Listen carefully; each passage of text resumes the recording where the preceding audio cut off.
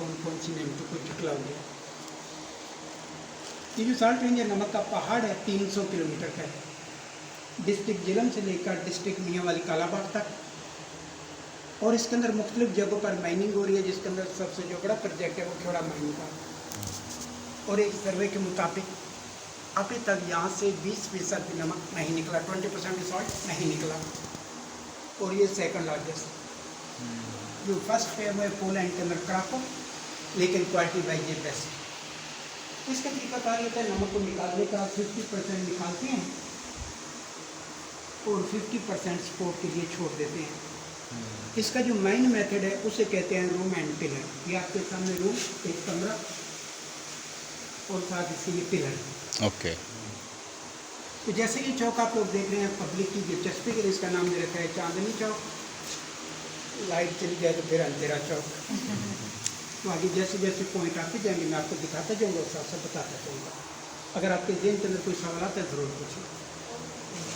ये जब अलेक्जेंडर आए और उन्होंने ये चेक किया कि इन पहाड़ों में नमक है, तो उससे पहले नमक तो दरियाफ्त हो चुका था, वो जानते थे कि नमक है, लेकिन इस इलाके के लोगों को नहीं पता था कि ये नमक है। एक्चुअली तारीफ बताते हैं, ये बताते कि पहले जो लोग थे वो सी सॉल्ट समुद्री नमक का इस्तेमाल किया करते थे। चलें नेक्स्ट।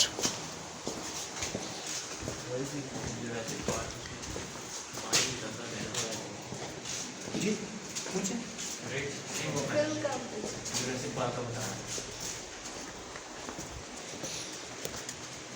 जैसे यहाँ पर एस्टमा सेंटर बनाया गया एलर्जिकल पेशेंट के हॉस्पिटल जी। ये उसके मतलब एक सी देखूँगा आपके सामने।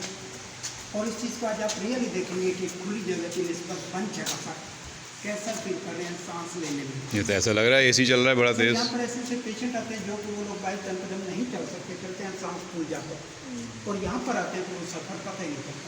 क्या बात। क्योंकि सांस की बहाली के लिए जो चीज़ इस्तेमाल करते हैं इन्हेलर, उसके अंदर क्या चीज़ होती है, कुछ फ्यूम्स होते हैं सोडियम की, और इसकी आबो हवा के जो सोडियम की मिकदार है वो तकरीबन 35% है। आइए।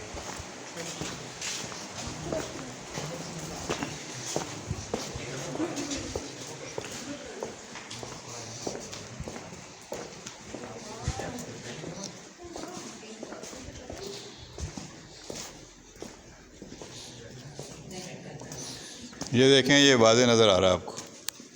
ये सर इसकी लो क्वालिटी है, अभी बेस्ट क्वालिटी आ जाएगी इंशाल्लाह आपको दिखाऊंगा।